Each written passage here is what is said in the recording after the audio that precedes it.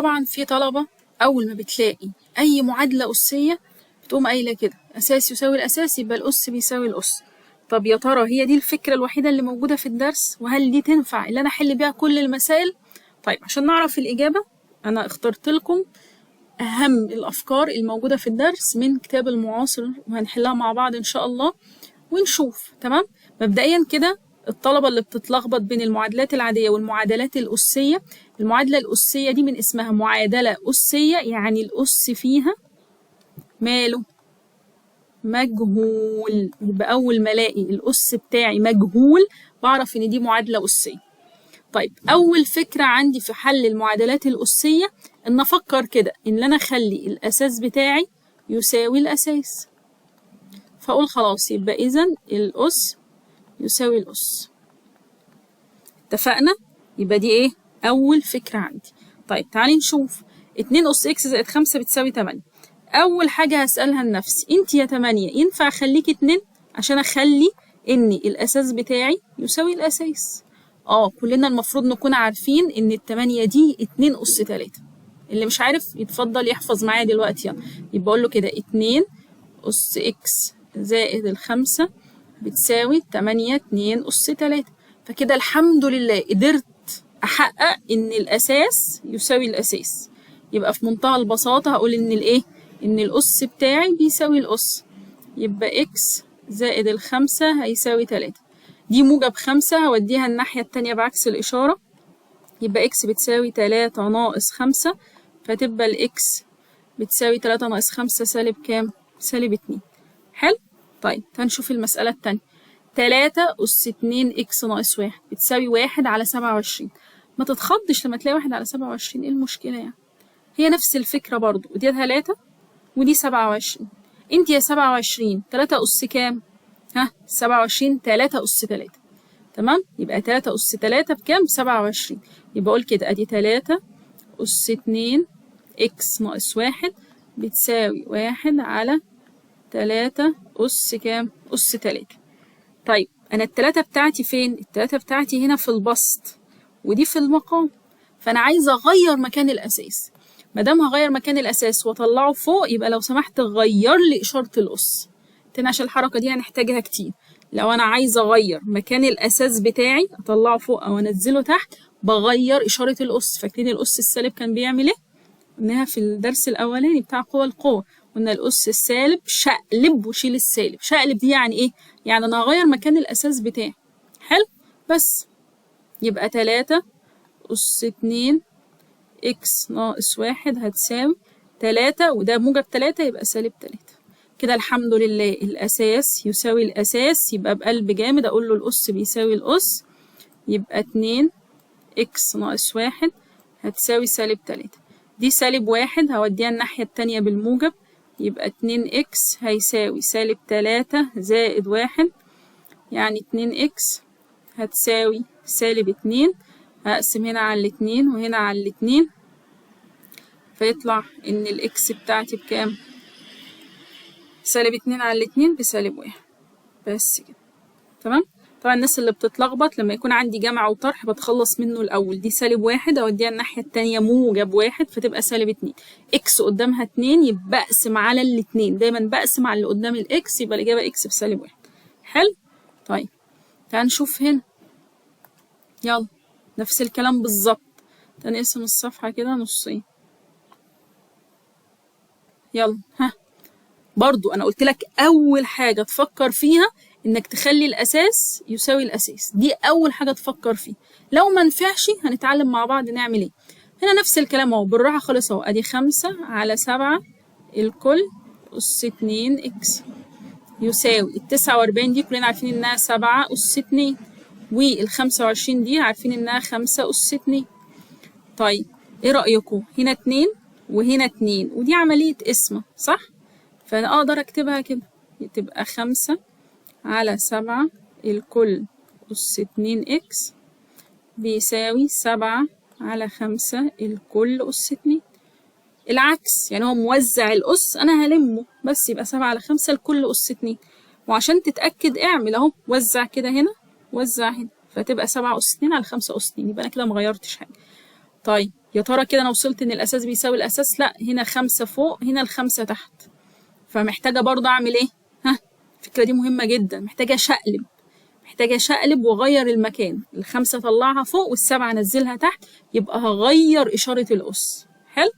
يبقى دي 5 على 7 الكل أس 2 إكس بيساوي 5 على 7 الكل أس سالب 2. خلاص أصبح إن الأساس بيساوي الأساس، يبقى الأس بيساوي الأس، يبقى 2 إكس هيساوي سالب 2. أعمل إيه؟ برافو، أقسم على الاتنين هنا وعلى الاتنين هنا، فتبقى الإكس هتساوي سالب 2 على الاتنين، فيها كام؟ فيها سالب 1. محدش ينسى السالب. تمام؟ طيب نشوف دي كمان. يا ريت بقى توقف الفيديو وتحلها انت مع نفسك. تمام؟ يلا وريني هتحلها زي ما انا هحلها ولا لا. اول حاجه نعمل ايه؟ تشتغل عادي جدا اهي، 3 على 5 الكل اس 2 اكس زائد 1 بتساوي 25. برافو، 5 اس 3. ال25 5 اس 3. 27 3 اس 3. خلي بالك من حاجه، خليك ذكي كده، خليك ذكي. هو هنا مادام دي 3 على 5 يبقى احتمال كبير دي برضه اخليها 3 على 5، احتمال كبير يعني، ده اول تفكير افكر فيه. فامسك كده الآلة بتاعتي اهو، يعني لو مثلا انا مش عارف، انا هنا في 3 وفي هنا في 5، انا عارف ال 125 دي هتبقى 5 اس كده. طب انا مش عارف، اجرب عادي مفيش مشكله يعني. الآلة راحت فين؟ الآلة اهي. تمام، فاعمل ادي 5 اس 2 ب 25. طب اجرب كده اخليها 5 اس 3 اهي، طلعت بكام؟ ب 125. يبقى ال 125 5 اس 3. حلو، برضو نفس الحركه اللي هي ايه؟ ان انا عندي 3 هنا وعندي 3 هنا، فاخليها الكل اس 3. تمام، وبالمره بقى هنا دي 3 على 5، انا عايزه دي 3 على 5. حلو، فركز معايا كده بالراحه، ادي 3 على 5 الكل اس 2 اكس زائد 1 بتساوي، بص الحركه دي بقى، انا هشقلب اهو، 3 على 5 وادي الكل اس سالب 3. ليه خليتها الكل اس 3؟ ما ده 3 وده 3 عادي، يبقى الكل اس 3. طب انت ليه خليتي الاشاره سالب؟ ليه الاشاره سالب دي ظهرت معايا؟ لان انا بدلت، ال5 كانت فوق خليتها تحت، فما دام انا بدلت مكان الاساس بتاعي او بدلت مكان الرقم بتاعي، بغير اشاره الاس. بعمل ايه؟ بغير اشاره الاس بس. فكده اصبح عندي ان الاساس يساوي الاساس، يبقى الاس ده هيساوي الاس ده، يبقى 2 اكس زائد 1 هتساوي سالب 3. برضو نفس الكلام، دي موجب 1 هوديها الناحية التانية بالسالب، يبقى 2 اكس هتساوي سالب 3 ناقص 1 يبقى سالب 4. هقسم على اللي قدام الاكس 2، يبقى الاكس هتساوي سالب 4 على 2 فيها السالب 2. بس كده، صعبة؟ طيب هنشوف. يلا نعمل ايه يا بطل؟ يلا هنا 3 أس 2 إكس ناقص 3، وهنا 27، يبقى 1000000%. ال27 دي لسه قايلينها هتبقى كام؟ 3 أس 3. برافو عليك، يبقى دي 3 أس 2 إكس ناقص 3 بتساوي، يلا الواحد على 27، أدي واحد أهي. ال27 كلنا عارفين إنها 3 أس 3. طيب ال3 دي أنا عايزة أغير مكانها وأطلعها فوق هنا، يبقى أغير إشارة الأس، يبقى دي 3 أس 2 إكس ناقص 3 بتساوي 3، ودي 3 هخليها سالب 3. حلو، خلاص أدي الأساس أهو بيساوي الأساس، اللي هي أول حاجة أفكر فيها لما يجيلي معادلة أسية. أساس يساوي الأساس، يبقى الأس اللي فوق ده هيساوي الأس اللي فوق ده، يبقى 2 إكس ناقص 3 هيساوي سالب 3. دي سالب 3. حلو، لما أوديها الناحية التانية فهتبقى موجب 3، يبقى سالب 3 وموجب 3 يبقى 0، يبقى 2 إكس بتساوي 0. والله العظيم لما يكون في عدد قدام الإكس بقسم عليه. تمام، يبقى أقسم هنا على الاتنين وأقسم هنا على الاتنين، يبقى الإكس هتساوي 0. حلو، طب يلا 1 على 3 الكل أس 2 إكس ناقص 1 بيساوي 243. أول تفكير ليا، أنت يا 243 ينفع أخليكي 3 أس حاجة؟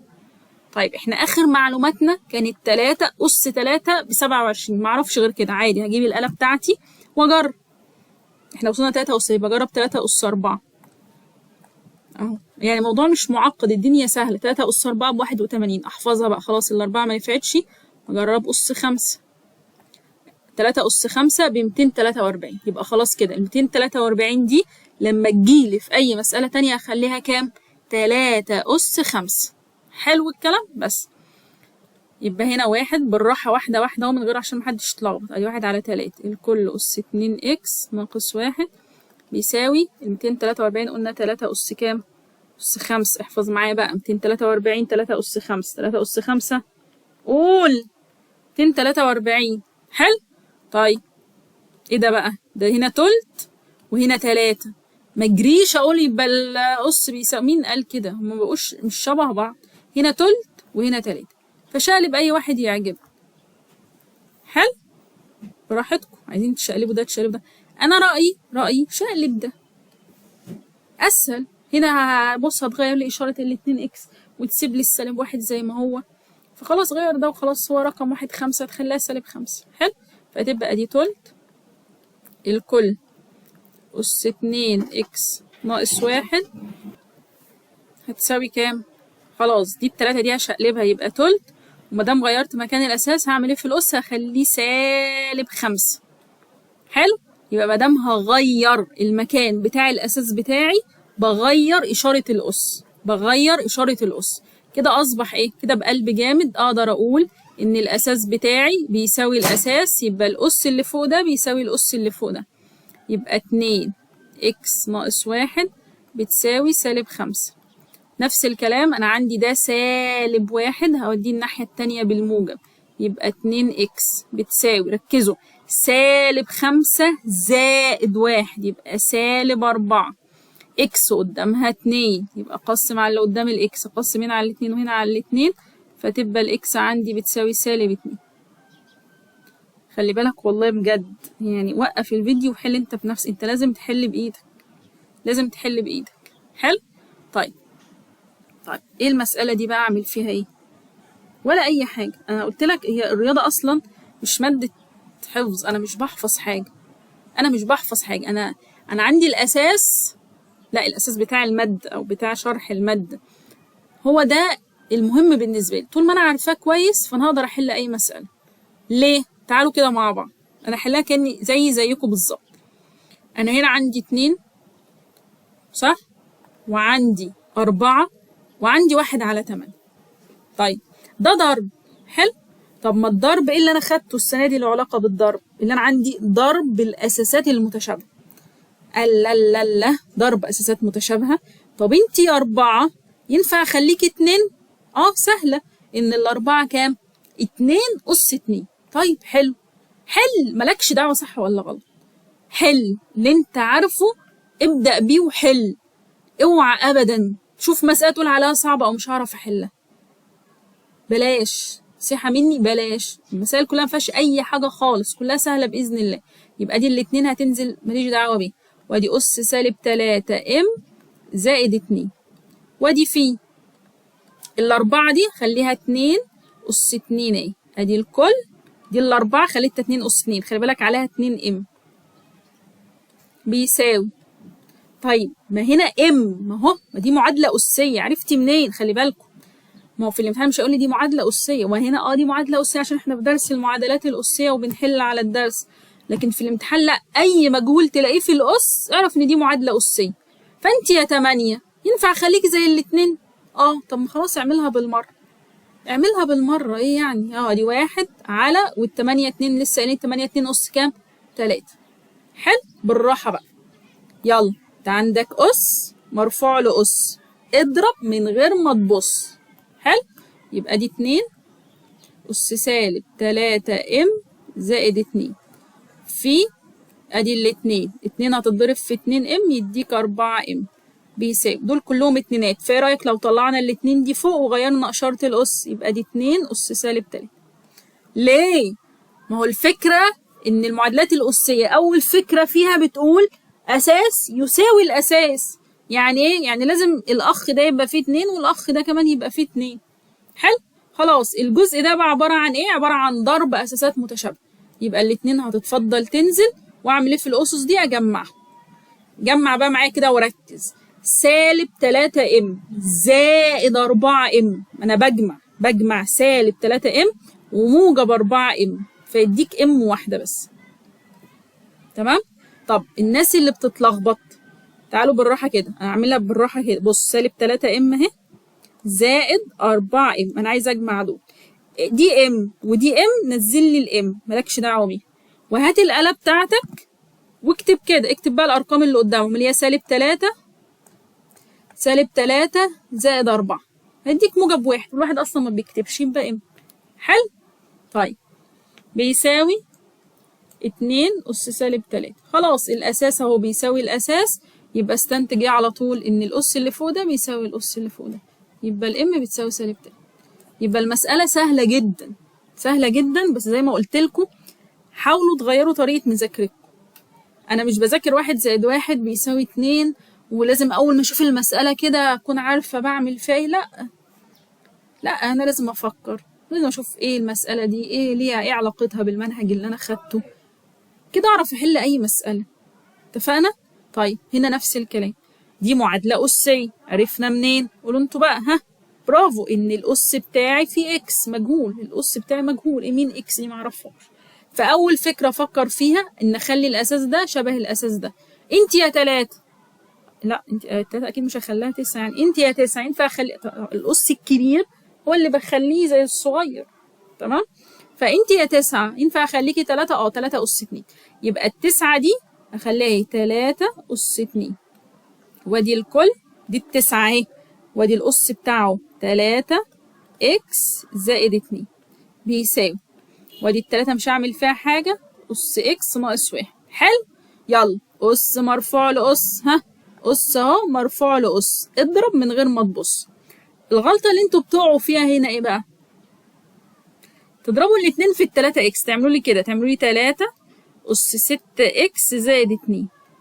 طب هي إن شاء الله الاتنين دي مغضوب عليها يعني ولا ايه؟ لا بجد والله يعني اقنعوني، ليه؟ يعني ليه؟ مش معنى يعني ليه التفرقة ليه الاتنين دي انا ضربتها في ال3 وما ضربتهاش في الاتنين؟ ليه بجد والله؟ فلا، غلط غلط غلط. فانا بعمل ايه؟ انا عندي ده أس مرفوع لأس اهو، يبقى لازم الاتنين تتضرب في ال3 إكس وتتضرب والله في الاتنين برضه، يبقى دي ال3 هتنزل، و2 في 3 ب6 إكس، و2 في 2 ب4 بيساوي 3 أس إكس ناقص 1. خلاص الحمد لله وصلت للهدف، إن الأساس يساوي الأساس.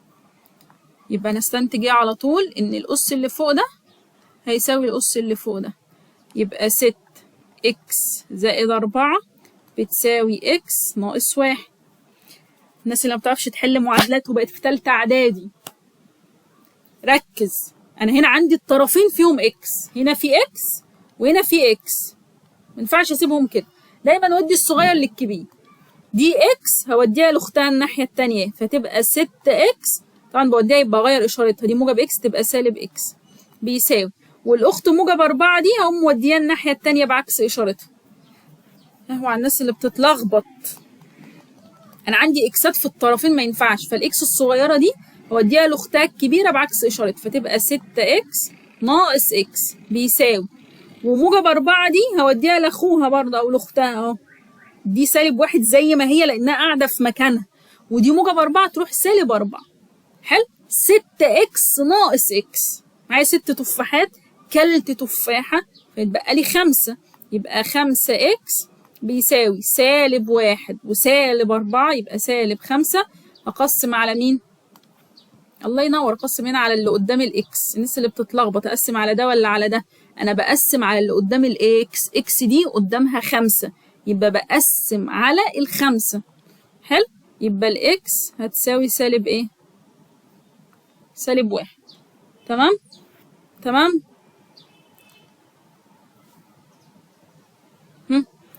ماذا نحن بفاعلون؟ ها قولوا معايا بقى، وقف الفيديو اتفضل حل.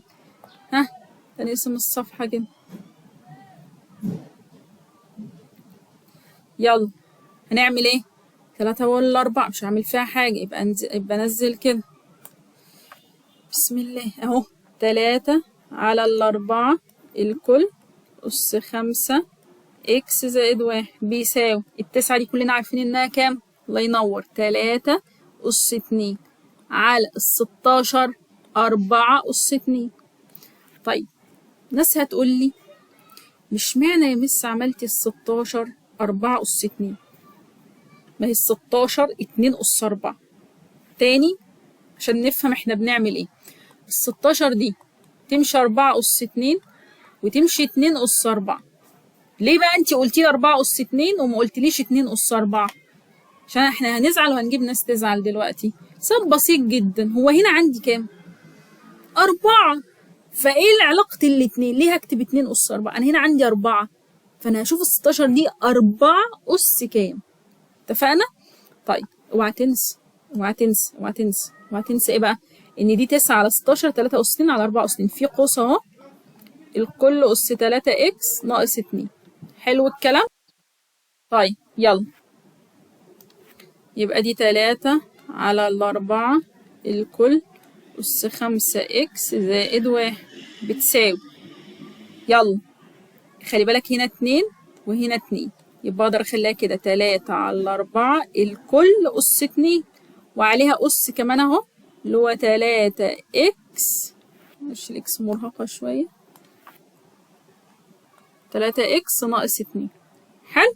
طيب ما هنا برضو أس مرفوع له أس، اضرب من غير ما تبص، يبقى دي 3 على 4 الكل أس 5 إكس زائد 1 بيساوي، ادي 3 على 4 الكل، الاتنين ها برافو، أيوه سمعتك، 2 في 3 إكس ب6 إكس. هي مش عارفة الإكسات مالها إيه؟ هي تعبت ولا إيه؟ 6 إكس ناقص، بالله عليك اوعى تنسى اوعى تنسى إن الاتنين دي هتتضرب في السالب 2 دي، فهتديك سالب 4. حلو؟ طيب وصلنا للهدف بتاعي؟ الأساس يساوي الأساس، صح؟ يبقى أقول له إيه؟ الأس اللي فوق ده أساويه بالأس اللي فوق ده. ركز معايا بقى، يبقى دي 5 إكس زائد 1 هتساوي 6 إكس ناقص 4. الطرفين فيهم إكس، يبقى عشان ما نتلخبطش دايما الأس أو الإكس الصغيرة هي اللي أوديها للكبير. ليه بس؟ عشان يبقى تطرح كبير من صغير ما بتطلعش إشارات سالبة يعني. يبقى دايما الإكس الصغننة أهي هوديها لأختها الكبيرة. حلو؟ يبقى تبقى 6 إكس ناقص 5 إكس، ودي موجب 1. تمام؟ اهو دي اللي هنقلها ولا هنقل السالب 4؟ ركزوا بس معايا كده عشان محدش يتلخبط. أنا الخمسة إكس دي 5 إكس دي اللي نقلتها، صح؟ فهنا اتبقى لي موجب 1، صح؟ طب يبقى كده الأطراف اللي فيها إكس في جنبها سالب 4، يبقى السالب 4 دي اللي هنقلها. حلو، يبقى السالب 4 دي اللي هنقلها الناحية التانية، يبقى بتساوي موجب 1 زي ما هو، ودي سالب 4 تبقى موجب 4. تاني بالله عليكم عشان محدش يتلخبط، أنا نقلت مين؟ أنا نقلت هنا ال5 إكس دي وديتها الناحية التانية، يبقى ال5 إكس دي وديتها كده، يبقى العدد اللي مع الإكسات ده اللي هنقله هنا، يبقى الواحد زي ما هو بإشارته والسالب 4 تبقى موجب 4. بس 6 إكس ناقص 5 إكس يبقى إكس هتساوي 1 زائد 4 كام؟ 5. بس كده. حلو؟ طيب تعال نشوف المسألة دي برضو كده بالراحة خالص اهو. هنا عندي 3 على 2 هتنزل زي ما هي، مش هعمل فيها حاجة، يبقى 3 على 2 الكل أس 5 ناقص 3 إكس بيساوي الأربعة دي كلنا عارفين إنها كام؟ ها؟ برافو، 2 أس كام؟ 2 أس 2 والتسعة 3 أس 2. خلاص بقى عرفنا اللعبة، يبقى دي 2 على 3 الكل أس 2. حلو؟ يبقى خلي بالكم من حاجة، الأربعة على التسعة دي هي ده كله، هي 2 على 3 الكل أس 2. تمام؟ لأن 2 لو أنا كده وزعت كده عشان أتأكد أنا صح، 2 أس 2 ب4 و3 أس 2 بكام؟ ب9. تمام؟ وبعد كده في قوس أهو عليها الكل أس 2 إكس ناقص 7. حلو؟ طيب تعال نكمل، دي هتنزل زي ما هي، أدي 3 على 2 الكل أس 5 ناقص 3 إكس بيساوي، بصوا كده أنا ممكن أعملها على خطوتين بس عايزين بس يعني ننجز شوية، مش عايزين نطول خطوات الحل. بص كده خلاص احنا فهمنا اللعب، دي 2 على 3 صح؟ ودي 3 على 2، يعني انا عايزه اشقلب الاساس، ما دام اشقلب الاساس هغير اشاره الاس. تمام. الاتنين دي موجب، بغير اشارتها تبقى سالب بس، يبقى سالب 2. يبقى سالب 2 دي هي اللي اضربها في الاتنين اكس، وهي اللي اضربها في السالب 7. تمام. يبقى دي 2 على 3، وانا عايزاها تبقى 3 على الاتنين عشان اقدر اقول ان اساس يساوي اساس، يبقى اس بيساوي الاس، اشقلب واغير اشاره الايه الاس. حلو. يبقى دي 3 على الاتنين اهي، ادي الكل. ودي بقت خلاص 2 بقت سالب 2. سالب 2 لما تتضرب في 2 اكس يبقى سالب 4 اكس. سالب 2 لما تتضرب في سالب 7 يبقى موجب 14. بالله عليكم سالب في سالب بموجب، والسالب 2 دي زي ما تتضرب في الاتنين اكس زي ما هتتضرب في السالب 7. حلو. خلاص كده بقى الاساس اهو بيساوي الاساس، يبقى اقدر بكل سهوله اقول له ايه؟ الاس ده هيساوي الاس ده. وخلي بالك وانت بتنقل عشان ما تنقلش ايه؟ ما تنقلش حاجه غلط. في سالب اهو، انا عماله في سالب اهو، فخلي بالك منه. ماشي. فاقول له كده 5 ناقص 3 اكس هيساوي سالب 4. خلي بالك اشاره واحده كافيه انها تخلي لك المساله كلها غلط، هتكمل باقي المساله غلط. تمام. فركز معايا. طيب هنا بقى ودي زي ما انت عايز، مش هتفرق لان دي سالب 3 اكس ودي سالب 4 اكس. تمام. فاحنا ممكن نودي مين؟ احنا برضو يعني الهدف عادي، بس يعني دي سالب، احنا قلنا دايما الصغير بنوديه للكبير. طبعا هنا عشان الاشارات سالب انت هتعيط مني تقول لي يا مس مين الصغير ومين الكبير. المفروض انت اعملها كده، المفروض الاربعه دي تبقى كبيره، صح؟ الاربعه دي تبقى هي كبيره، صح؟ لو هي العدد موجب، بس عشان سالب فالسالب ده غدار خلاها صغيره، يبقى هي دي الصغيره، فهوديها الناحيه التانيه وما ارجعش بايدي فاضيه. يبقى الخمسه دي هي اللي هتروح هنا. تاني، السالب غدار، السالب غدار، فالاربعه دي كبيره لو ما كانش قدامها سالب، بس عشان السالب غدار خلاها صغيره، يبقى سالب 4 اكس دي الصغيره، فعشان كده هي اللي هوديها الناحيه التانيه وما ارجعش بايدي فاضيه. يبقى الخمسه دي اقوم موديها لايه؟ موديها الناحيه التانيه يعني. حلو. طيب تعالى بالراحه بقى اوعى تتوه مني. يبقى سالب 3 اكس دي قاعده في مكانها اهي، سالب 3 اكس، ودي سالب 4 تروح الناحيه التانيه يبقى موجب 4 اكس. طبعا ودي السالب 3 مفيش مشكله، هتبقى صح برضو، بس زي ما قلت لك الفكره اللي انا عايزه الناتج يبقى اكس موجبه يعني، عشان انتوا بتتلخبطوا في الاشارات السالبه. حلو. وال 14 دي بتساوي ال 14 دي قاعده في مكانها، ودي موجب 5 تبقى سالب 5. بس سالب 3 اكس وموجب 4 يبقى اكس واحده هتساوي 14 ناقص 5 كام؟ 9. تمام. طيب هنشوف اللي بعده. ماذا نحن بفاعلون؟ بصوا كده، وهنا بيقول لي 16 أس إكس بتساوي 1. انتوا خدتوا بالكم من حاجة؟ احنا اتفقنا ايه مع بعض؟ تعالى نراجع مع بعض كده. احنا اتفقنا ان أول حاجة من الأفكار بتاع حل المعادلات الأسية ان أقول كده ان الأساس يساوي الأساس، صح؟ فأقول له خلاص يبقى إذا الأس يساوي الأس، صح؟ طب تعالوا هنا، ده الأساس كده بيساوي الأساس؟ لأ. وبعدين هو احنا كنا خدنا في الدرس الأولي، يبقى عرفنا ليه القاعدة دي مش دي الوحيدة اللي أنا هقدر أحل بيها مسائل الدرس كلها وأفكار الدرس كلها، في قواعد تانية أهو. هنا 16 أس كام بواحد؟ صفر. يبقى لو كان الطرف ده بيساوي 1 فدايما ومليون في المية هتلاقي إن الإكس دي بكام؟ بصفر. ما هنا أنا حد يقول لي ممكن الواحد دي يخليها 16 أس صفر، عادي مفيش مشكلة. في ناس تقول لي نمشيها بالراحة واحدة واحدة، لأن أنا أقول كده 16 أس إكس بتساوي الواحد ده أخليه 16 أس صفر، يبقى كده الأساس يساوي الأساس، يبقى الأس بيساوي الأس، يبقى الإكس بتساوي صفر. صح مفيش مشكلة. بس احنا عايزين أسرع بقى. إمتى ال 16 أس إكس تساوي 1؟ الحاجة الوحيدة إن ال 16 دي تبقى 1 إنها تكون 16 أس صفر عشان يديني 1. تمام؟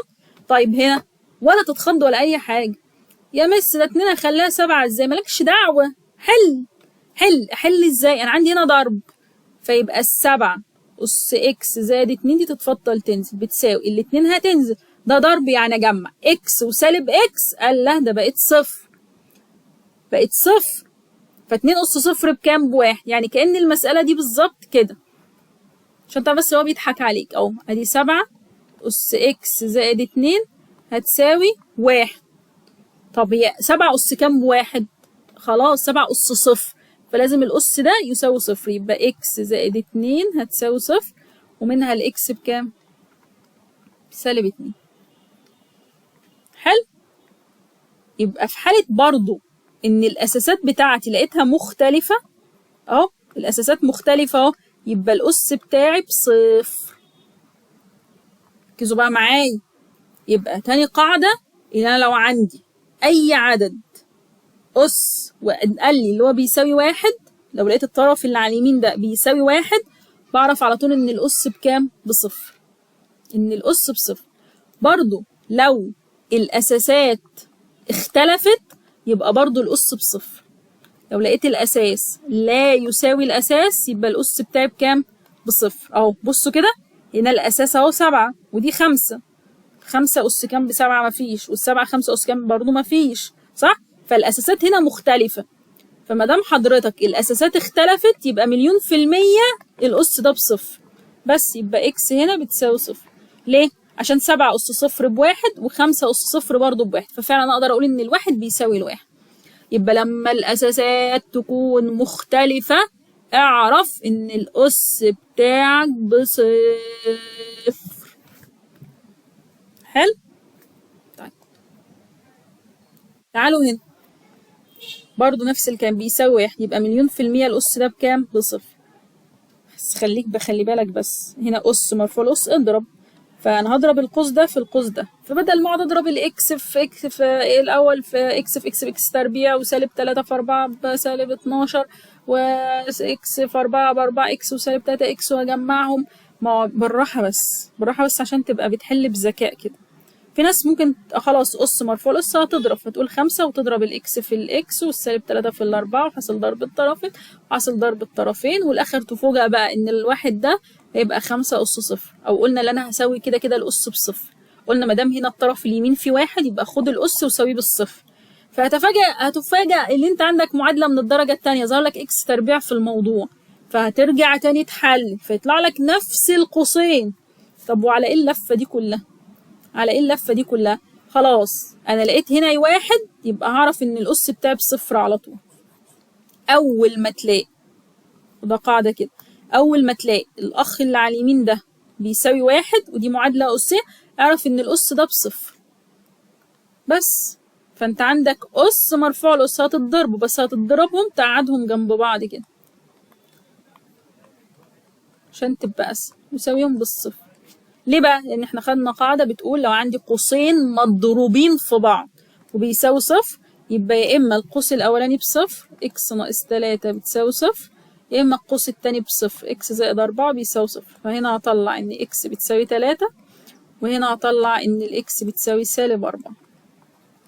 خلاص؟ فمثلا لو كان عايز مجموعة الحل فأقول له كده حطه بين أقواس مجموعة كده 3 وكام؟ وسالب 4.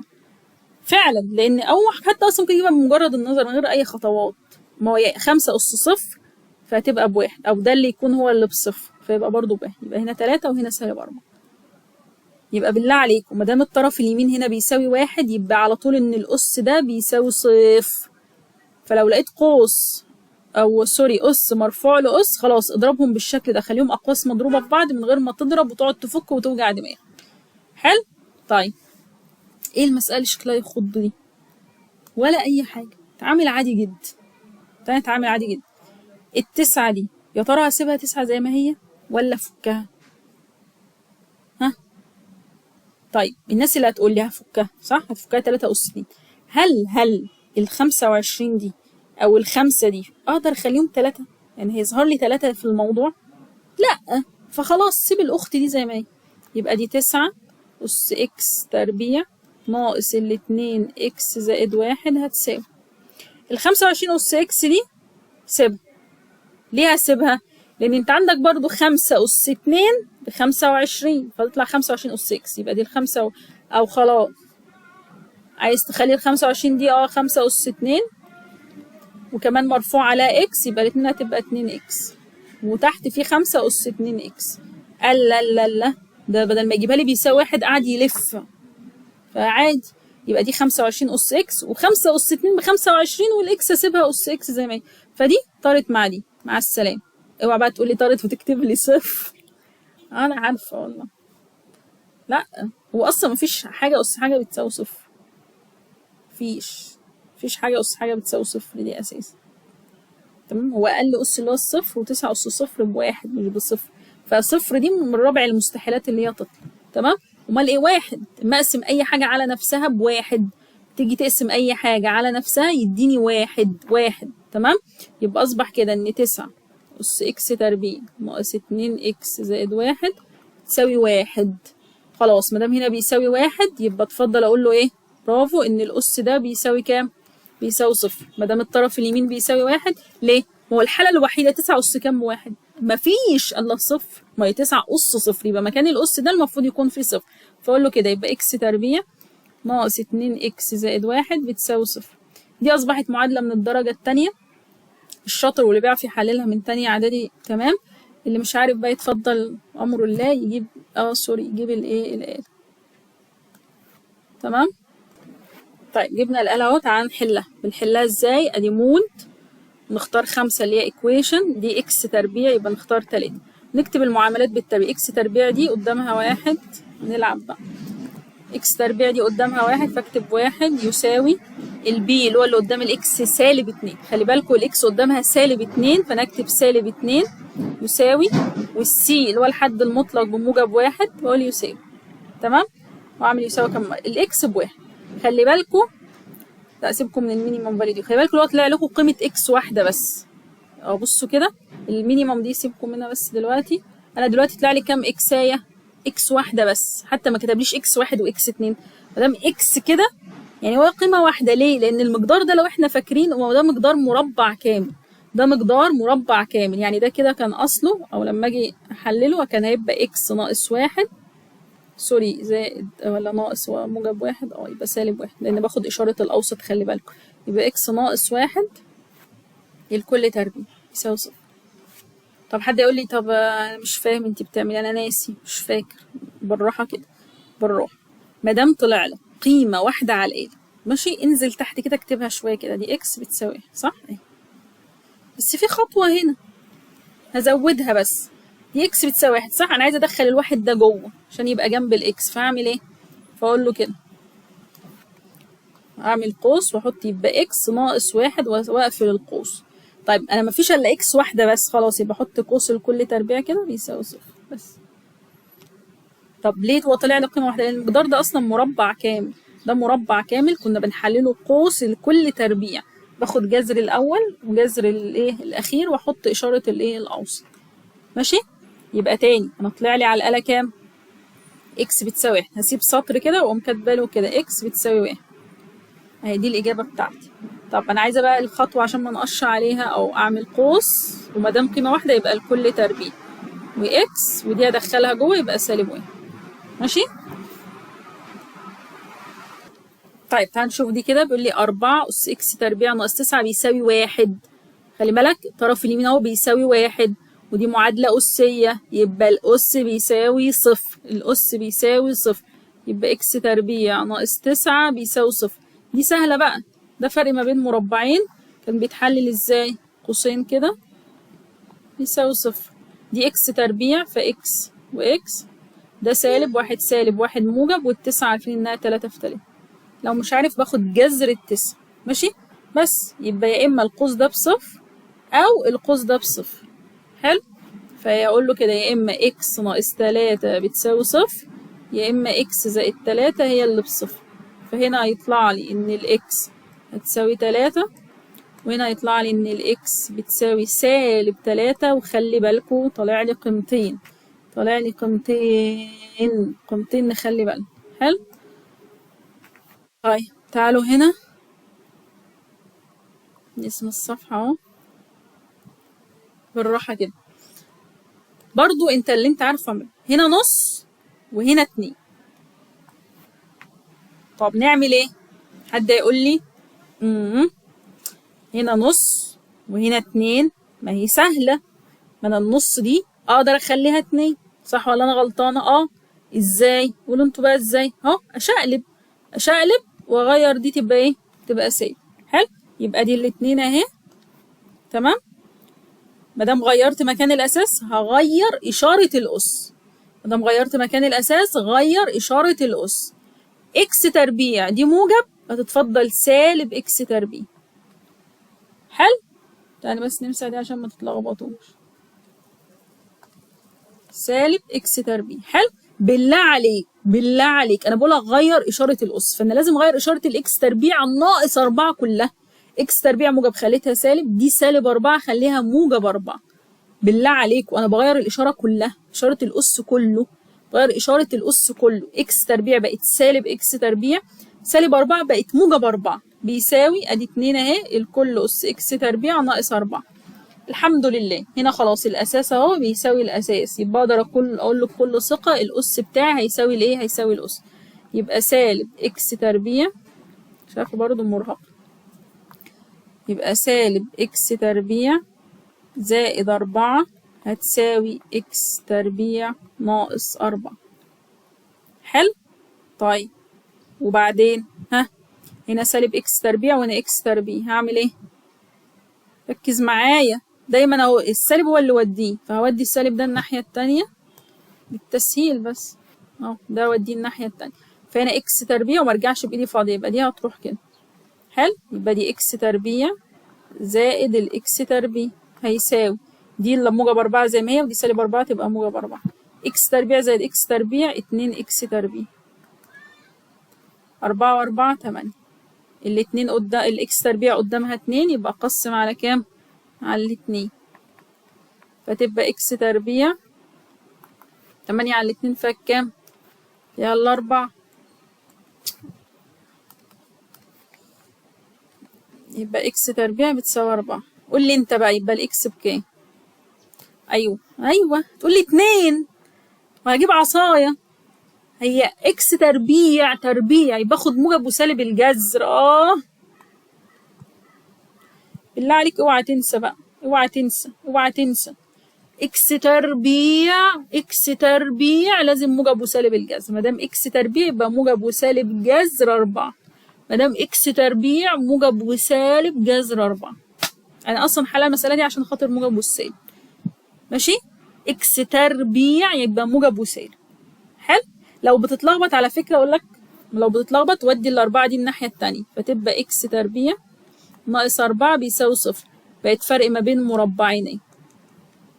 سوري ثواني بس، بص كده بقت فرق ما بين مربعين عادي، إكس وإكس، وواحد سالب واحد موجب، والأربعة 2 في 2، فأصبح عندك إكس ناقص 2 بصفر، وإكس زائد 2 بصفر، يبقى مرة الإكس هتبقى ب2 ومرة الإكس هتبقى بسالب 2. حلو؟ تاني الناس اللي إكس تربيع، لما إكس تربيع هاخد موجب أو سالب، تمام؟ موجب أو سالب الجذر، لما إكس تربيع بتساوي عدد هاخد موجب أو سالب الجذر. الناس اللي بتتلخبط خلاص دي موجب 4 هتروح الناحية التانية بالسالب، فتبقى كده، فتبقى إيه؟ فرق ما بين مربعين، تفتح قوس وقوس بيساوي 0. إكس تربيع يبقى إكس في إكس، واحد سالب واحد موجب، والأربعة جذر الأربعة 2 يبقى 2 و2 بس. فخلاص بقى يبقى يا إما القوس ده بصفر يا إما القوس التاني بصفر، يبقى إكس ناقص 2 بصفر، منها الإكس بتساوي 2 أهو، ده كده أول حل. يا إما إكس زائد 2 بتساوي 0 ومنها الإكس بسالب 2.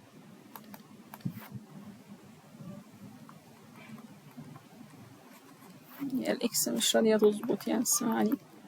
تمام؟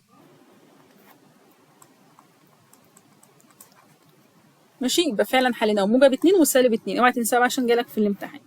حلو؟ طيب يلا هنا نص وهنا 5، في علاقة ما بينهم؟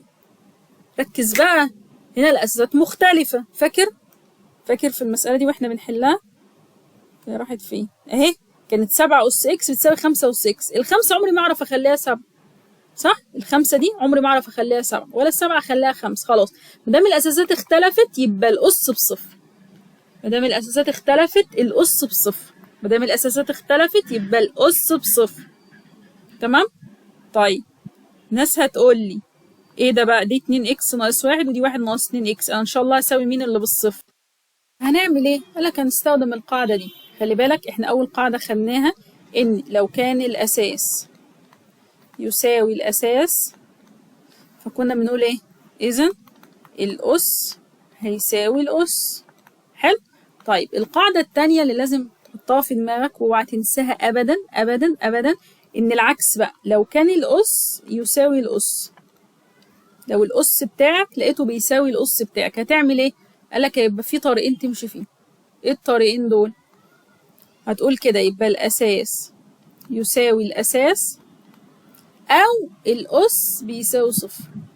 تاني، أول قاعدة وحاجة هخلي عيني عليها، لو أنا لقيت أساس يساوي أساس يبقى استنتج إيه؟ إن الأس بيساوي الأس.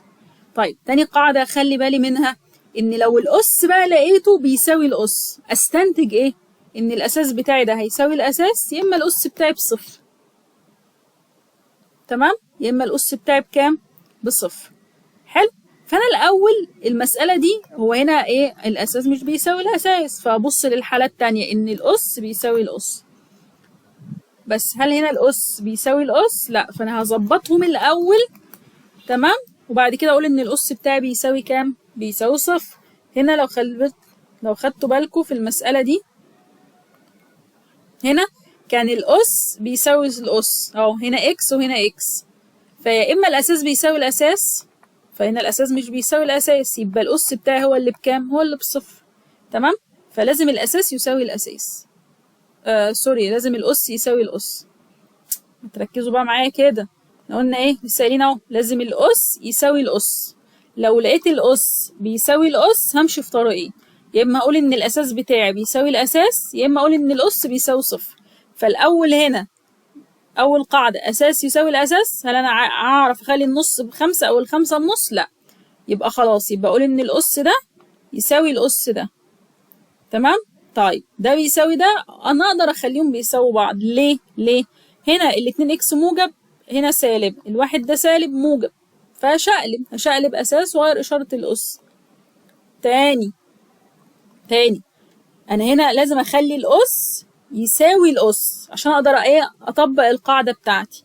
طب هل الأس هنا بيساوي الأس هنا؟ لأ. طب أنا أقدر أخليهم 2 إكس هنا بالموجب دي بالسالب، ده بالسالب هنا بالموجب، فشقلب. ممكن أشقلب النص دي تبقى 2 وأغير إشارة الأس بتاعتها، يبقى سالب 2 إكس زائد 1. بص تبقى سالب 2 إكس زائد 1. طب ما ده أقدر أكتبها كده، الواحد موجب فأخليه بس هو الأول، والسالب 2 إكس سالب أهي. ماشي؟ هدي بيساوي 5 أس 1 ناقص 2 إكس. حلو؟ فهنا إيه اللي حصل؟ الأس بيساوي الأس. مادام الأس بيساوي الأس، طب هل الأساس بيساوي الأساس؟ لأ، يبقى الأس بيساوي صفر. يبقى 1 ناقص 2 إكس بيساوي صفر. دي سالب 2 إكس، هتروح الناحية التانية بالموجب، يبقى 2 إكس هتساوي كام؟ ما دي راحت، دي كده راحت الناحية التانية، بقت 2 إكس بتساوي 1. هقسم على الاتنين يبقى الإكس بتساوي إيه؟ نص. تمام. وخلي بالك انت لو سويت ده او سويت ده بالصفر عادي برضو، تمام، هيطلع لك برضو اكس بكام؟ اكس بنص. تمام. هو اصلا لو انت خدت بالك هتلاقي ان الجزء ده كده هتلاقي ان الجزء ده كده اس بيساوي الاس، يبقى الاساس بيساوي الاساس. ما دي القاعده الاولانيه، لو لقيت اساس يساوي الاساس يبقى الاس بيساوي الاس. تمام. بس ما دام الاساس اختلف يبقى الاس بتاعك ده بكام؟ بصفر. تمام. طيب تعال نشوف واحده كمان. ايه المساله دي؟ اتخضيت ولا اي حاجه؟ تعالى برضو نشتغل عادي جدا. الستة دي نقول لها لو سمحتي اتفضلي انزلي زي ما انتي، مفيش حاجة. 3 أس كام ب6؟ مفيش، يبقى دي الستة هتنزل، وادي 3 إكس ناقص 12 يساوي. يلا خدتوا بالكم من حاجة؟ شفتوا اللي أنا شفته ولا لأ؟ محدش شاف؟ طيب أنا آسف، بالراحة كده. دي 3 ودي 3 صح؟ وعليهم نفس الأس، 3 إكس ناقص 12، 3 إكس ناقص 12، فأقدر بكل سهولة أخليها كده، أخليها 3 في 3 الكل أس 3 إكس ناقص 12. ليه؟ ما هو ده ضرب وعليهم نفس الأس، لمهم بقى خلاص، يبقى 3 في 3 إيه أهو. لو حاسس مثلا أنت عملت غلط اعمل العكس، وزع دي هنا ووزع دي هنا، تطلع لك هي اللي فوق دي بالظبط. حلو. فيلا يبقى دي الستة أس 3 إكس ناقص 12 بتساوي 3 في 3 بكام؟ ب9. أس 3 إكس ناقص 12. ها بص أنا لقيت إيه؟ لقيت إن الأس يساوي الأس والأساس اختلف، يبقى الأس على طول بكام؟ بصفر. تاني لو لقيت إن الأس يساوي الأس والأساس اختلف، يبقى على طول الأس بتاعك بيساوي صفر. ما هو يعني هي الستة هتساوي التسعة امتى؟ لما تبقى أس صفر، عشان 6 أس صفر بواحد، وبرضه 9 أس صفر بواحد، بس يبقى الأس ده هتساويه بالصفر. يبقى 3 إكس ناقص 12 هيتساوي صفر. دي سالب 12 هتروح تبقى موجب 12، يبقى 3 إكس بتساوي 12. بقسم على اللي قدام الإكس، إكس قدامها 3 قسم على التلاتة، يبقى الإكس هتساوي 12 على التلاتة 4. اتفقنا؟ يبقى لو لقيت إن الأس بيساوي الأس والأساس اختلف، يبقى على طول هتعرف إن الأس بكام؟ بصفر. ما هو الحالة الوحيدة إن ما هي أساسات مختلفة. ماشي؟ خلي بالك. طيب تعال نشوف هنا 9 5 25 3. طيب بالراحة، انت يا 9 سيبك زي ما انت ولا هفكك ل3 أس 2؟ والله ده هنا ظهر 3، يبقى ال9 دي هخليها 3 أس 2. منطقي. طب انت في المسألة اللي فاتت سبتيها 9 يا حبيبي، ما كانش فيه 3، يبقى ال9 دي 3 أس 2. ماشي؟ في 5 اهي ما فيهاش حاجة، أس إكس ناقص 1 بتساوي. انت يا 25 هفكك ولا هسيبك زي ما انت؟ ما هو منطقي ال 25 دي انا عارفة انها 5 أس 2 وافكها، مش معنى عشان هنا ظهر 5، فيبقى 5 أس 2 في 3 أس إكس ناقص 1. طيب دي معادلة أسية. المعادلة الأسية دي يعني أنا كنت بلاقي حاجة واحدة بتساوي حاجة واحدة، ما كانش فيه ضرب كده. إيه أنت بتعمل إيه يا ابني؟ أنت عايز تعقدني في الرياضة ولا إيه؟ ولا أي حاجة. طب ما هنا في 3 وهنا في 3 وهنا في 5 وهنا في 5، ما توديهم على بعض. يعني إيه رأيك لو ودينا دي كده وما نرجعش بإيدينا فاضية ونودي دي كده؟ ليه؟ عشان يطلع لي حاجة هنا بتساوي حاجة هنا. أساس يساوي أساس، يبقى أس بيساوي أس. أو لو الأس طلع بيساوي الأس والأساس اختلف، يبقى الأس بيساوي صفر. مش ده المنطق اللي أنا بفكر فيه؟ فهي برضو نفس الحكاية. هنا 3 فيه 5 و5 فيه 3.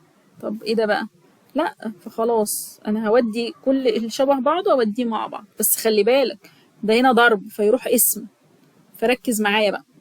هي 5 أس إكس زائد 1 دي قاعدة في مكانها زي ما هي، على دي ضرب تروح اسم، يبقى على 5 أس 2 بتساوي. يلا 3 أس إكس ناقص 1 دي قاعدة في مكانها على 3 أس 2. يلا دي أساسات متشابهة، قسمة أساسات متشابهة، يبقى نعمل إيه؟ نطرح الأس. وقلنا نطرح الأسس يعني إيه؟ نغير الإشارة. حلو؟ يلا يبقى دي 5 اهي، وهنا إكس زائد 1، الأس اللي فوق قلنا بنكتبه زي ما هو، والأس اللي تحت بنغير إشارته يبقى -2. هتساوي 3 برضو زي ما هي، الأس اللي فوق زي ما هو واللي تحت غير إشارته. حلو؟ يلا يبقى دي 5، 1 ناقص 2 يبقى -1، يبقى إكس ناقص 1 بيساوي إكس 3. ها دي كام؟ ناقص 1 ناقص 2 يبقى إكس ناقص كام؟ ناقص 3. تمام؟ مش مركزين معايا، هي أصلا دي إكس ناقص 1. ماشي؟ خلي بالكوا بس كده، صحصحوا معايا. شفتوا مش قلتلكوا الإشارة لو غلط خلاص كده. دي ناقص 1 اهي، معلش دي ناقص 1. أنا عمال أقول إيه اللي غلط في المسألة. تمام؟ فدي معلش ناقص 1. تمام؟ يبقى إكس ناقص 3، يبقى دي كمان. يعني انت لو تلاقيت نفسك اتلخبطت في إشارة أو كده، ارجع على طول للمسألة. ممكن مثلا إشارة نقلتها غلط زي ما حصل معانا هنا. ماشي؟ يبقى خلي بالك المسألة هنا كانت إكس ناقص 1 اهي. ماشي؟ يبقى إكس ناقص 1 والاتنين دي موجبة هتروح بالسالب اهي، يبقى إكس ناقص 3، وبرضه هنا إكس ناقص 3. بصوا إيه اللي حصل؟ أهو إيه اللي حصل؟ لقيت إن الأس بيساوي الأس والأساسات اختلفت، يبقى الأس بصفر. بس بقول له إكس ناقص 3 بيساوي 0، منها الإكس بتساوي كام؟ بتساوي 3. تمام؟ ركز بقى. القيمة المطلقة أنا عارفة أي طالب بيشوف خلاص كده، يعني القيمة المطلقة دي بالنسبة له حياة أو موت ولا أي حاجة. أنت جرب كده. لو أنا قلت كده مطلق الخمسة هتطلع ب5، لو قلت لك القيمة المطلقة لسالب 5 برضه ب5. فلو جيت قلت لك مطلق الإكس ب5، طب ما هي الإكس دي عرفت أحط مكانها كام؟ 5، وعرفت أحط مكانها -5. يبقى الإكس دي يا إما ب5 يا إما بسالب 5، لأن القيمة المطلقة لل5 5، القيمة المطلقة للسالب 5 برضه ب5. ماشي؟ بس ولا تزعل ولا حاجة. نفس الكلام هنا 2 اهي، ادي الاتنينات. القيمة المطلقة للإكس بيساوي 32 2 أس 5. أساس يساوي الأساس، يبقى الأس بيساوي الأس، يبقى القيمة المطلقة للإكس بتساوي 5.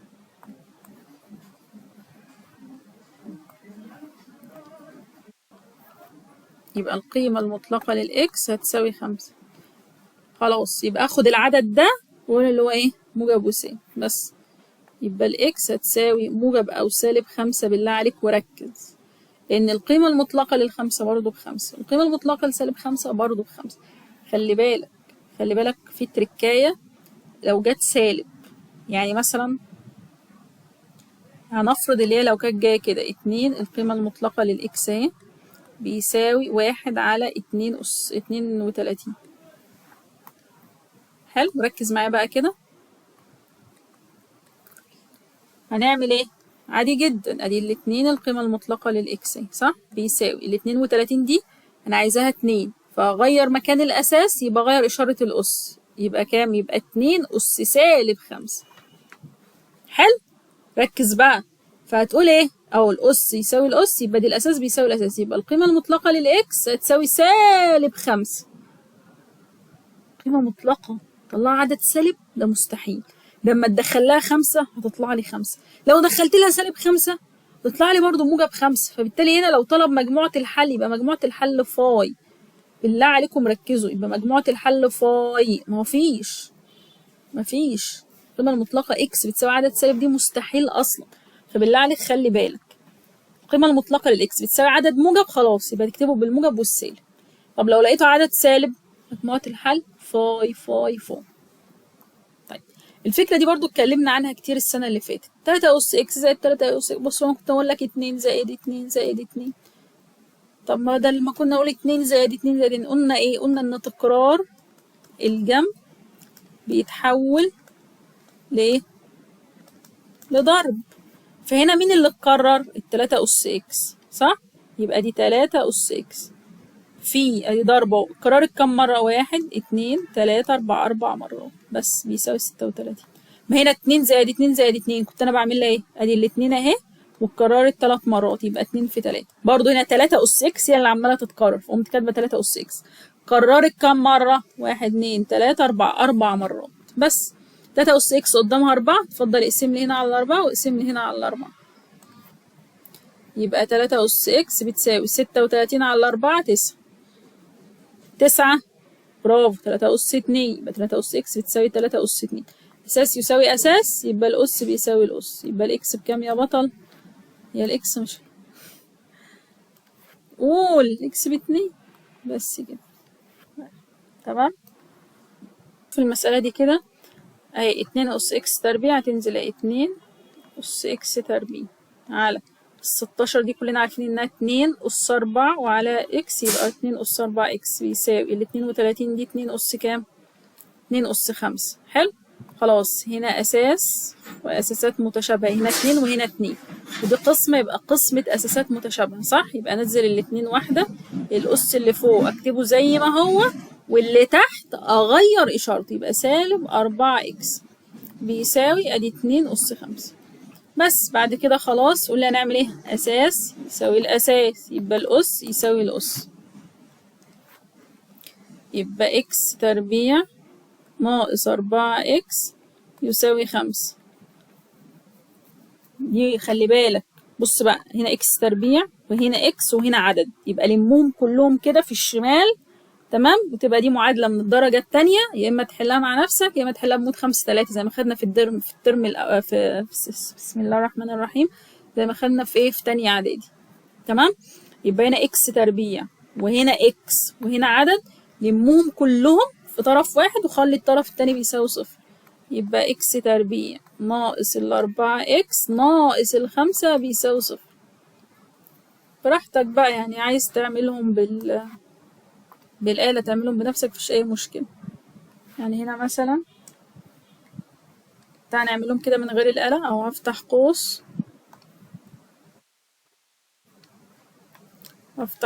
بيساوي صفر. معلش مش عايزة الكتابة تدخل على بعضها،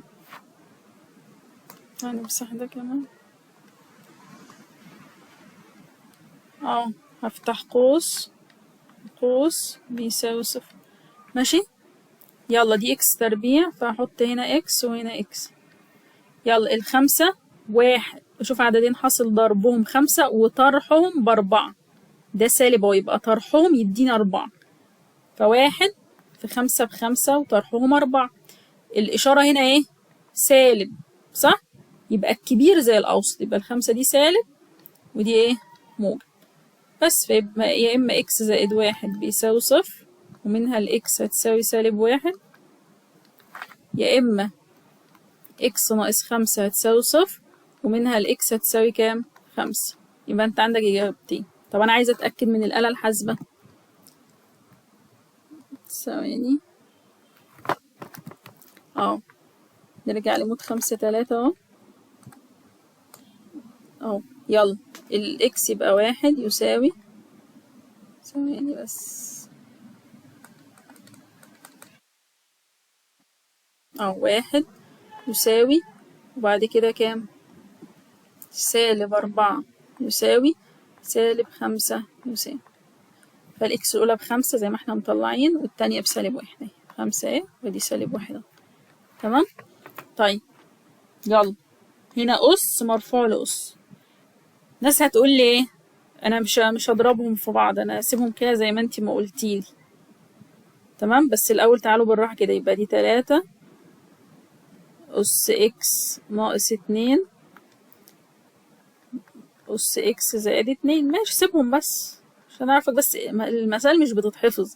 و27 دي قلنا 3 أس كام؟ أس 3، وهي كده كده مضروبة في إكس. حلو. طيب هنا إيه اللي حصل؟ هنا الأساس أهو يساوي الأساس، عشان خدنا قاعدة أساس يساوي أساس، يبقى أس بيساوي الأس، يعني ما بطلعش بيساوي صفر أهو، ده أس بيساوي أس، صح؟ يبقى لازم ده كده يتضربوا في بعض. خلي بالك احمد ربنا ليه؟ لأن دول إيه؟ دول ضربهم سهل جدا. هنا اكس وهنا اكس، هنا 2 وهنا 2، واحد سالب واحد موجب. قلنا لما القوسين يكونوا شبه بعض بالظبط باختلاف إشارة النص بعمل ايه؟ بقول الأول في نفسه، فاكس في اكس بإكس تربيع ناقص التاني في نفسه، 2 في 2 ب4. يبقى لما القوسين يكونوا شبه بعض بالظبط باختلاف الإشارة اللي في النص بضرب الأول في نفسه ناقص التاني في نفسه، بس بيساوي 3 اكس. ولسه قايله لك اكس تربيع واكس وعدد لمهم كلهم في ايه؟ في طرف واحد.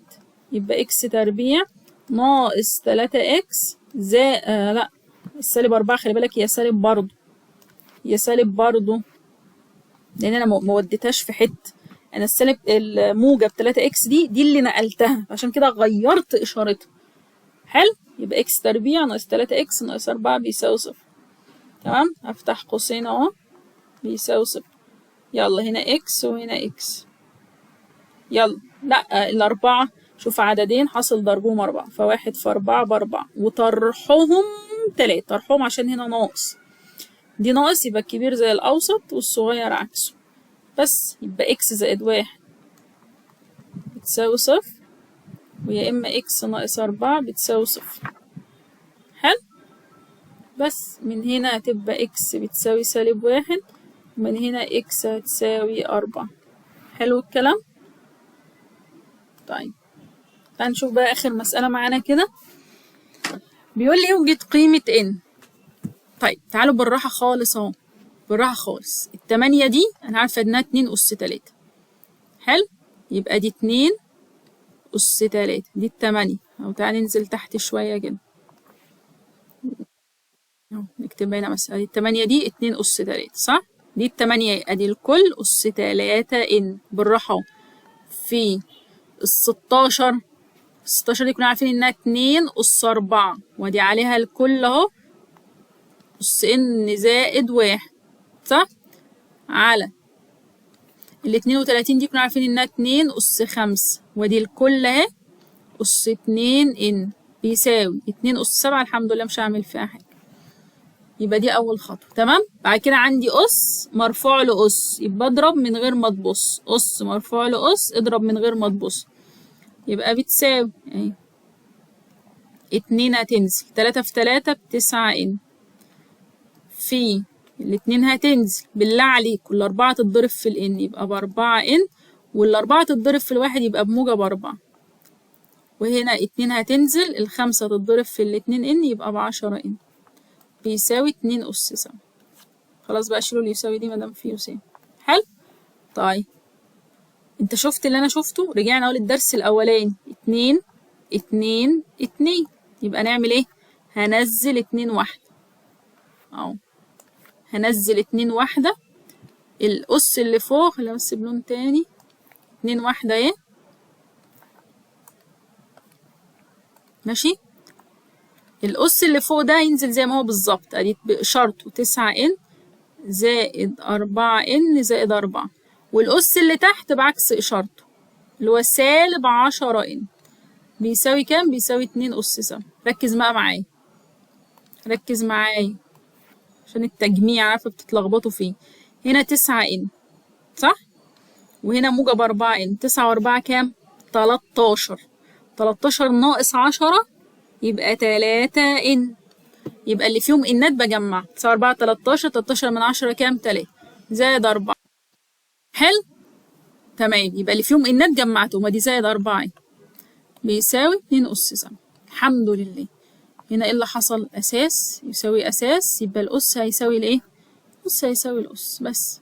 يبقى 3 إن زائد 4 هيساوي 7. دي موجب 4 تخلص منها الأول فتروح الناحية التانية بالسالب. حلو.